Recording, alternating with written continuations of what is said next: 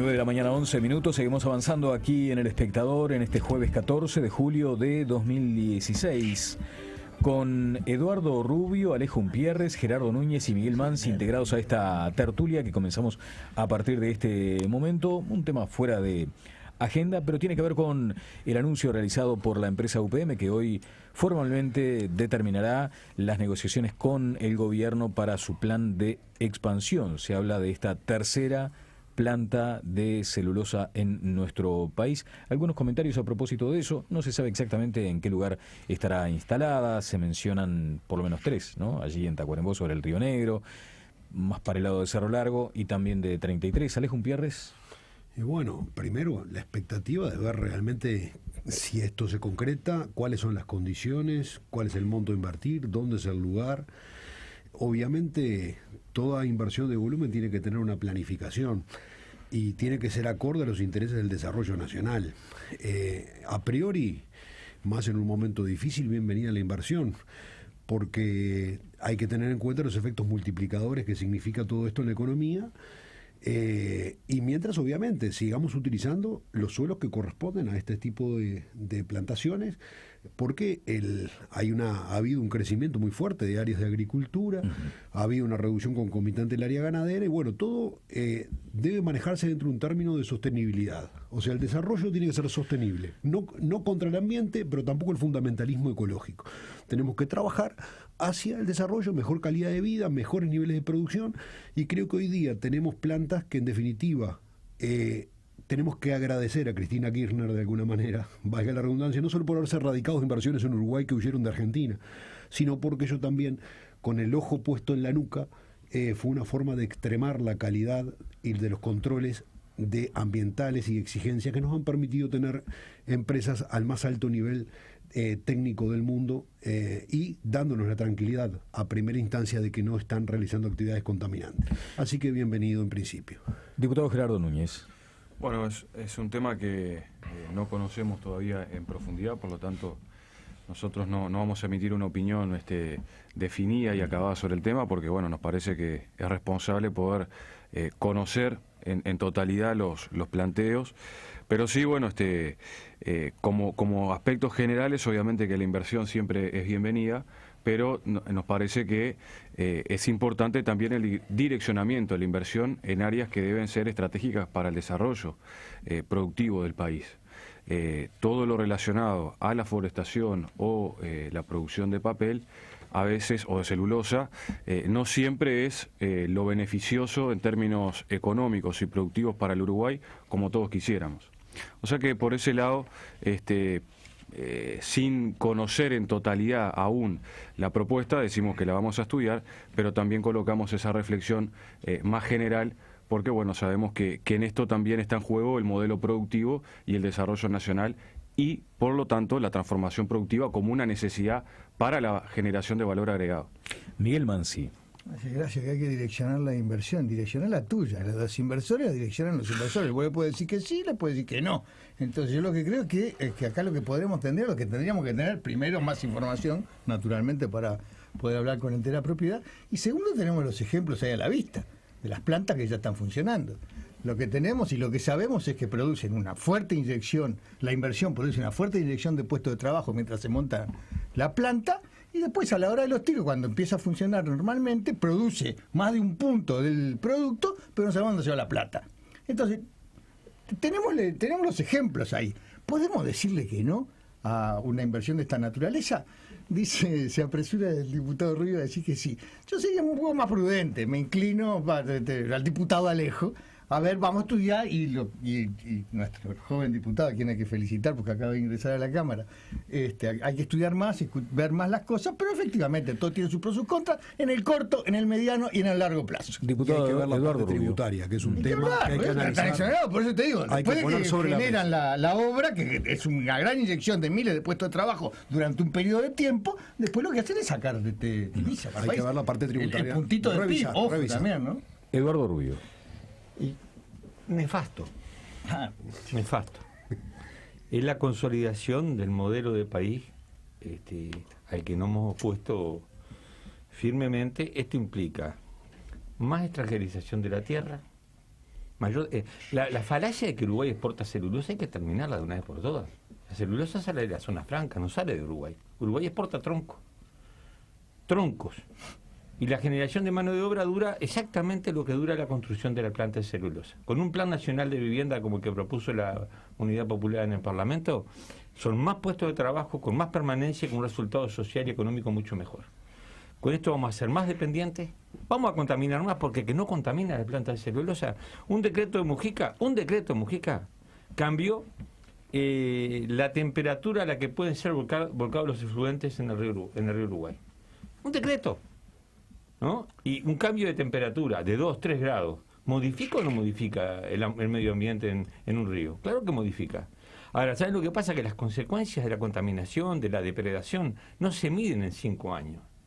El mundo hoy está viviendo la catástrofe de lo que ha sido el desarrollo irracional del capitalismo en todos estos años. Entonces, calentamiento global, agujero de ozono, y que nos mandó Dios. No, eso lo mandó el modo de producción vigente. O sea, si no alertamos esto, el Uruguay va a tener más tierra extranjerizada, más concentrada, en lo que vivimos hoy, pero más, y muy lejos de lo que es un desarrollo, como decía el diputado Núñez, que contemple los intereses nacionales y una sociedad distinta, que es lo que esperamos nosotros. Por tanto, un anuncio nefasto, creo que es el resultado de la triste peregrinación de gobernantes por Finlandia, pidiendo una migaja de UPM. Esto es, hemos sido siempre el patio trasero del imperialismo yanqui, y ahora vamos a hacer el jardín sucio de Finlandia. Vamos a ir a una pausa y luego ingresaremos con el primer tema previsto para hoy en la tertulia que integran Eduardo Rubio, Alejo Umpierres, Gerardo Núñez y Miguel Mansi.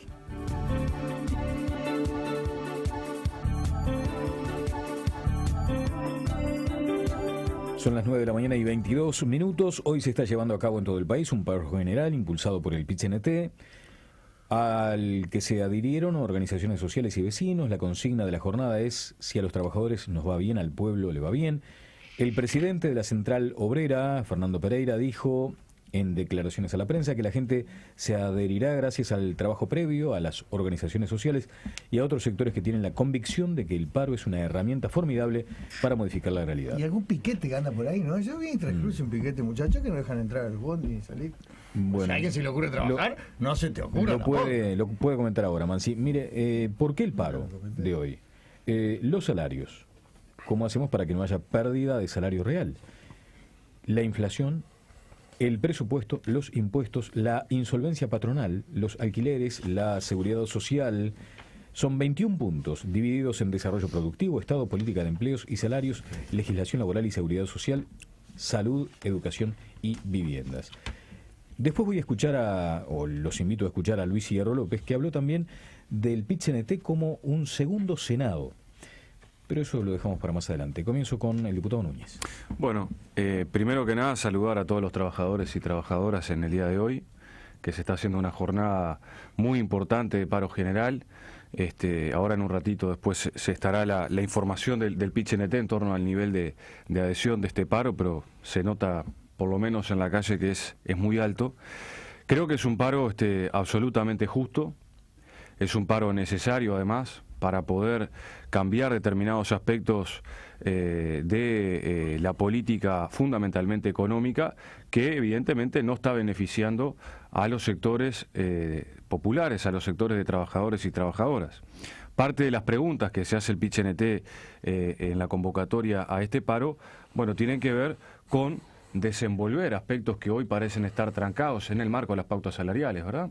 Pautas salariales que desde nuestra visión han hecho que ya haya 13 sectores de la economía que están perdiendo salario real, o sea, trabajadores y trabajadoras, entre ellos un sector de la construcción automotriz, de la producción automotriz, de los textiles, de la vestimenta, curtidores, trabajadores del área de la salud privada, fundamentalmente cuidadoras y cuidadores y servicios de emergencia. O sea que ya hoy tenemos allí determinados elementos que nos hablan de una pérdida de salario real en algunos niveles.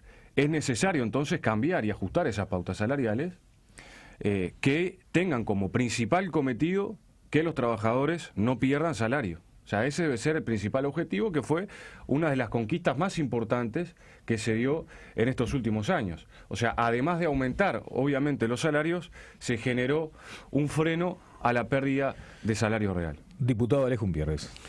Bueno, en primer día, una felicitación no solo a los trabajadores, sino también al mundo liberal. Hoy es el 14 de julio, día de la Revolución Francesa, una revolución que cambió el curso de la historia y que quizá, junto con la Revolución Inglesa, menos ruidosa, pero también muy efectiva, sentaron las bases de la democracia moderna. También. Sí, pongámosle el 4 de julio también, aparte del 14 de julio. Corresponde el recordatorio. La posición del PIT-CNT es una posición muy compleja, es una posición complicada porque tiene que hacer juego de oficialismo y juego de representar a los trabajadores. Y es natural porque hay vasos comunicantes muy amplios entre el PIT-CNT y el gobierno. Por ejemplo, la gente que no se equivoque, este no es un paro contra el ajuste fiscal, que come salario de los trabajadores, que se lleva 70 millones de dólares por el topeo de las deducciones que arrancan desde 23.000 pesos para arriba, no de los 50.000 míticos que han transformado, a través del cual un ciudadano aparentemente se transforma en rico, que no son 50.000, sino son 38.000 reales en la mano. 38.000 pesos cuando la canasta familiar cuesta 60, no es nada que digamos peculiarmente enriquecedor para nadie. Entonces, esta situación que genera a un movimiento sindical que pretende representar a todos los trabajadores, que representa a una parte, obviamente, ha crecido el PIT-CNT del entorno, posiblemente Gerardo lo maneje mejor el número, de un 200.000 a 400.000 trabajadores, correcto, que anda aproximadamente, tienes que tomarlo sobre la población económicamente activa, entonces el porcentaje se transforma posiblemente cercano al 40% de la población económicamente activa. Obviamente que no representa a todos los trabajadores, pero esta situación genera una conflictividad entre el propio Frente Amplio, que genera hasta lo que hablaba fuera de micrófonos recién Rubio, que es el tema de estos posicionamientos que parte de la bancada ahora critica el proyecto presupuestal, el ajuste, y estos son los desacomodos propios de un movimiento sindical con una íntima relación con el gobierno. Entonces, el paro, en realidad, esto es un problema que tendría que haberse matado antes de nacer, y se hubiera matado antes de nacer si el gobierno hubiera actuado de diferente manera. Esto es hijo del desbunde, hijo del desbarajuste económico, del despiporre, de los 600 millones de dólares de ANCAP, de los 300 de Púlguna, de los 150 de la regasificadora, y suma y sigue en cualquier área. Hoy estamos pidiendo simplemente el ajuste fiscal por 460 millones de dólares, y para eso mismo están incidiendo en la modificación de las pautas salariales que hoy reclama el movimiento sindical. Diputado Eduardo Rubio. Bueno, primero, sin duda este paro es un paro más que justo, necesario, y expresa fundamentalmente el nivel de indignación que hay en el conjunto del pueblo uruguayo. Creo que es una expresión, y la masividad va a responder a eso. Yo no he encontrado a nadie que me hable que esté mal hecho este paro. Normalmente dice, paran los ómnibus, dejan la pía. No. Hay un estado de opinión pública que estaba reclamando respuestas a este panorama tan difícil que tenemos los uruguayos. Después, con respecto a la dirigencia del PIT-CNT, yo leí el material que ustedes mandaron en el programa que aprobó el PIT-CNT previo a la campaña electoral pasada. Y yo diría que aquellas aguas trajeron estos lodos, ¿no?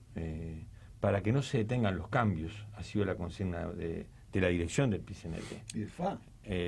¿Cómo? Uruguay no se detiene. Y el gobierno, la misma consigna, la misma eslogan electoral. Sí. El vallismo hoy está ocupador de todos los espacios, arrancó temprano. Quisiera terminar mi exposición. Entonces, creo que la dirección del movimiento sindical, la dirección del PIT-CNT, está viviendo una contradicción muy grave, donde pretende colocarse como oposición a alguna de las medidas, y la situación actual es la consolidación del modelo que este gobierno instaló. Lo que pasa es que en un momento de auge hubo una posibilidad de manejar mejor la distribución de ingresos, no de la riqueza, que la riqueza se ha distribuido más injustamente todavía. Entonces, Yo leí ahora informes de economistas, incluso del Frente Amplio, donde hablan de lo que ha sido la salida de divisas por ganancia de las multinacionales. Pero estamos hablando de cifras que superan lo que hoy el gobierno se endeudó, por ejemplo, en 1.400 millones de dólares más que tenemos de deuda. Entonces, esta crisis es esto que vivimos hoy, la rebaja salarial, los recortes a la salud, a la educación, es el resultado de un modelo que privilegió las ventajas del gran capital y que consolidó un modelo económico que tiene estas consecuencias. Entonces, yo creo que hoy la dirección del PIT-CNT, una parte de ella, que ha sido totalmente seguidista de la política del gobierno, ha tenido que tomar esta actitud porque si no pierde credibilidad entre los trabajadores. O generaban un paro o quedaban de a pie. El paro es justo, el paro es necesario y creo que debe ser el primer paso en una serie de movilizaciones para frenar esta ofensiva de recorte y de rebaja salarial del gobierno que se va a mantener en los próximos tiempos. Miguel Mansi. Fíjese usted que inspirada la producción del programa, porque nos había propuesto el tema del paro como el tema 2.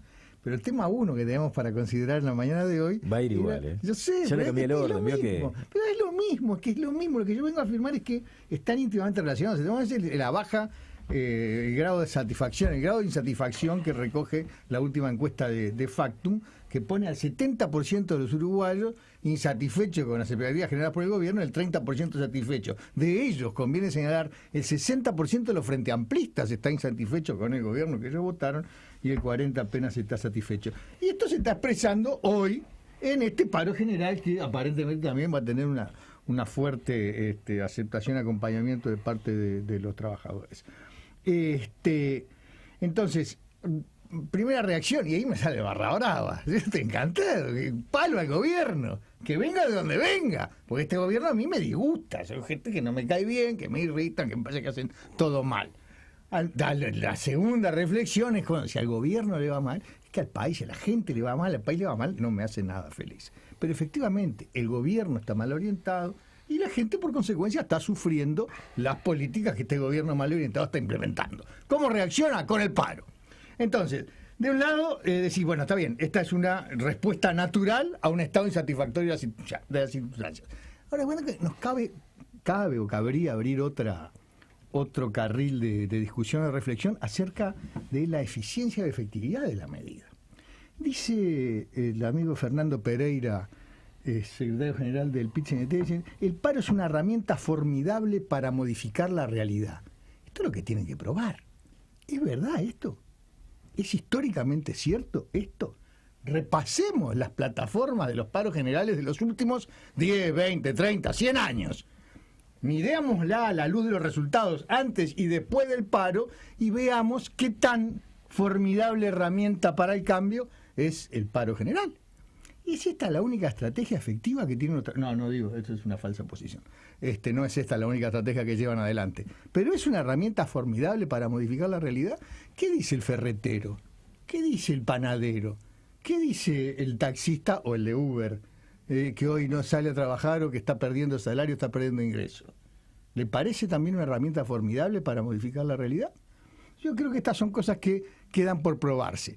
Preguntas, mira, ¿quién gana y quién pierde con el paro general? Si el paro tiene fuerte adhesión, los que ganan sin duda son los dirigentes sindicales, que como anticipó el diputado Rubio, tienen que darle satisfacción a la barra. La barra está hambrienta, está pidiendo, vamos, hay que hacer una medida, hay que hacer algo, porque no llevan puestos, nos están corriendo los ponchazos. O sea, los que ganan claramente son los dirigentes sindicales. ¿Quién más gana con el paro general? Es una pregunta que quisiera dejar planteada. ¿Y quién pierde en todo caso? ¿Y cómo se miden esos resultados? Muy bien, vamos, si me permiten, a una nueva pausa. Seguiremos hablando de este tema y de lo que ya anticipó el estimado amigo Miguel Mansi, y tiene que ver con esta medición de Factum. Estuvo Eduardo Botinelli hoy temprano. Hablaremos de eso luego de la pausa aquí en La Mañana del Espectador.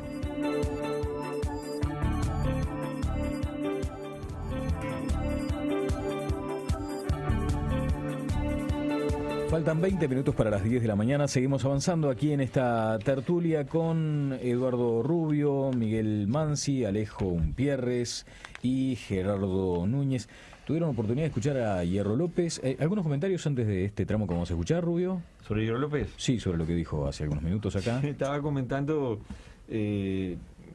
dos hechos históricos tremendos, ¿no?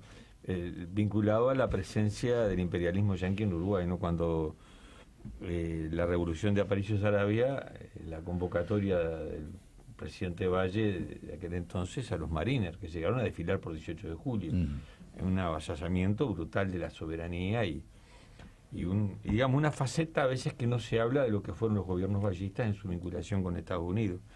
Y después la convocatoria del doctor Vázquez a Bush como ayudante en el conflicto con la Argentina, que va en el mismo sentido de tragedia, realmente de tragedia para el pueblo uruguayo. Mansi. Lo dijo todo, Rubio, yo adhiero enteramente.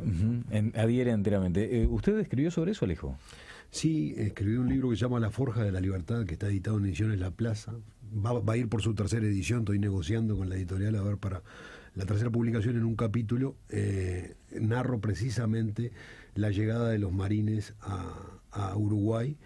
¿Qué cosas de la historia? También vamos a poner también la otra pata del acento. El canciller uruguayo de aquel entonces era Eduardo Acevedo Díaz.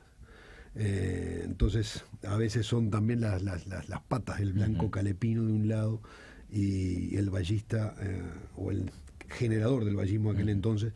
Pero es un episodio que realmente, imaginemos que llegó 10 días después de la muerte de Saravia, de Massollar, 14 días después, 4 días después de la muerte de Saravia. Imaginemos tan solo qué hubiera pasado en este país si la bala de Massollar no hubiera llegado a destino. La batalla de Massollar, que estaba destinada a transformarse en un triunfo militar nacionalista, tanto que los colorados al día siguiente no comprendían la retirada de las milicias blancas, esperaban el ataque final. Vázquez, el general Vázquez, no tenía municiones. Imaginemos qué hubiera pasado si hubiera sido un triunfo nacionalista y hubiera desembarcado realmente un ejército norteamericano en la época de oro del Big Stick, ¿no? La época de oro del gran garrote de Teddy Roosevelt. Gerardo. Sí, yo no tuve la suerte de escuchar a Hierro. Escuché una partecita y bueno, ya me estaba bajando caminando para acá. A mí me gustaría plantear algo sobre la anterior discusión. Creo que el Frente Amplio, no es cierto que el Frente Amplio no ha desarrollado cambios en este país, y mucho menos cierto es que los trabajadores y el PIT-CNT estén atados, si se quiere, o en una relación absolutamente íntima con el gobierno. Creo que tiene su independencia y lo ha demostrado. Carnal. Ahora, negar que en este proceso, en estos últimos 10, 12 años, no han habido cambios que han beneficiado a los trabajadores, nos parece que es un error garrafal. 50% de aumento de salario real, ley de negociación colectiva, ley de libertad sindical, ley de 8 horas para los trabajadores rurales, que recordemos, tuvieron que pasar más de 100 años respecto a la ley de 8 horas para los trabajadores en general, para que los trabajadores rurales pudieran tener ese beneficio y ese derecho. O sea que han habido cambios muy importantes, y el paro, al cual hacía referencia Rubio, respecto al 18 de septiembre del año 2014, donde se convocaba que los cambios no se detengan, no fue solamente una decisión de la dirección del PIT-CNT. Hubo miles y miles de trabajadores por la avenida 18 de Julio empujando la transformación, empujando los cambios, que no necesariamente tiene que ver con la adhesión política partidaria, en este caso al Frente Amplio, sino a un programa de transformaciones que tiene aspectos comunes. Sí, yo creo que es muy difícil científicamente y seriamente en un análisis de la realidad separar la campaña electoral de esa manifestación.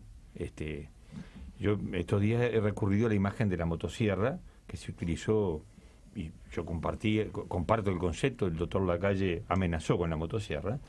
Habría que ponérsela en manos de Astoria. Ahora, la motosierra de Astoria ha sido real, no es una amenaza.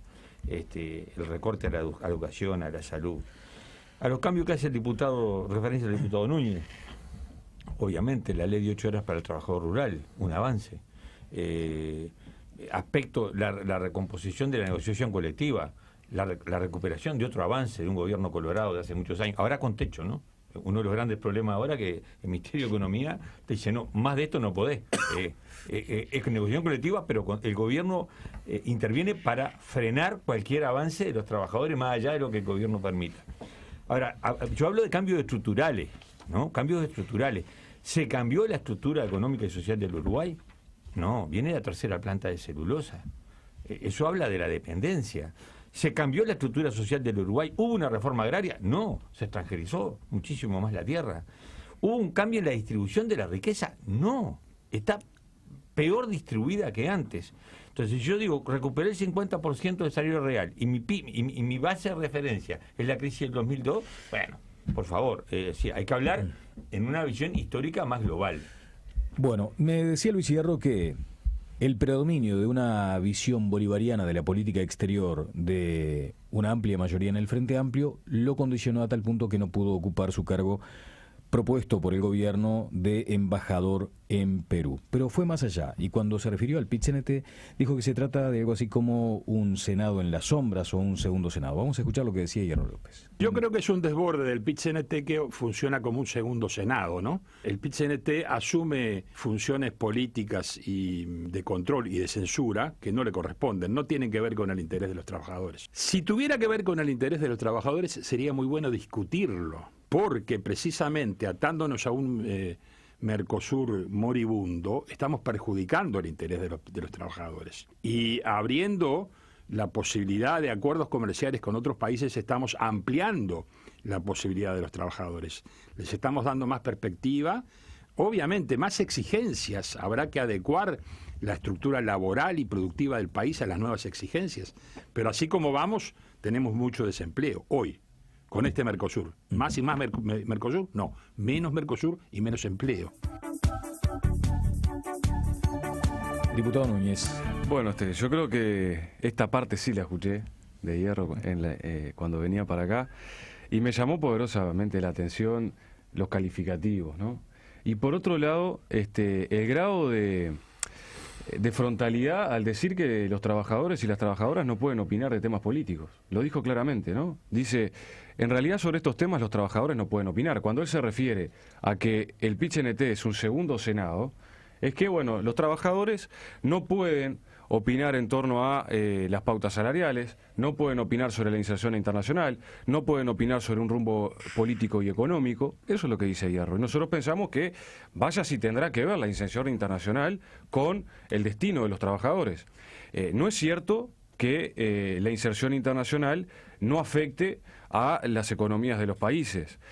No es cierto que el Mercosur esté generando hoy esa realidad tan negativa que describe Hierro López. O sea, sigue siendo nuestro principal destino comercial. Obviamente que hay dificultades muy grandes que habrá que construir, que habrá que solucionar, porque evidentemente existen esas dificultades, no se pueden negar, pero negar que el destino principal de nuestras exportaciones es el Mercosur nos parece un poco desatinado y falto de realidad. Miguel Mansi.